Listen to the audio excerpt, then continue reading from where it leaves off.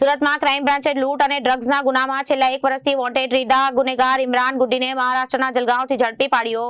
પકડાયેલા આરોપી શિવા ઝાલા શિવરાજ ઝાલા ગેંગનો સક્રિય શાગિર્દ છે અને આરોપી 118.46 ગ્રામ એમડી ડ્રગ્સ અને પિસ્તોલ રાખવાના ગુનામાં વોન્ટેડ હતો, જેમાં તેની વિરુદ્ધ વોરંટ ઇસ્યુ થયું.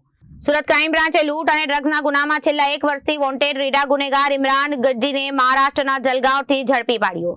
પકડાયેલા આરોપી શિવા ઝાલા ગેંગનો સક્રિય શાગિર્દ છે. આરોપી 118.46 ગ્રામ એમડી ડ્રગ્સ અને પિસ્તોલ રાખવાના ગુનામાં વોન્ટેડ હતો, જેમાં તેની વિરુદ્ધ વોરંટ પણ ઇસ્યુ થયેલું હતું. 2025માં ગેંગ લીડર સાથે મળીને ફરિયાદીનું અપહરણ કરી સોનાના દાગીના રોકડની લૂંટ ચલાવવાના ગુનામાં તે સંડોવાયેલો હતો. ઓગસ્ટ 2025માં એસઓજીએ શિવરાજસિંહ ઝાલાને 30 લાખના મુદ્દામાલ સાથે પકડ્યો હતો, જેમાં ડ્રગ્સ મંગાવનાર તરીકે ઇમરાન ગુડ્ડીનું નામ ખુલ્યું હતું. આરોપી વિરુદ્ધ અગાઉ હત્યા અને હત્યાની કોશિશ, લૂંટ, રાયોટિંગ અને એટ્રોસિટી જેવા કુલ 14 જેટલા ગંભીર ગુનાઓ નોંધાયેલા છે.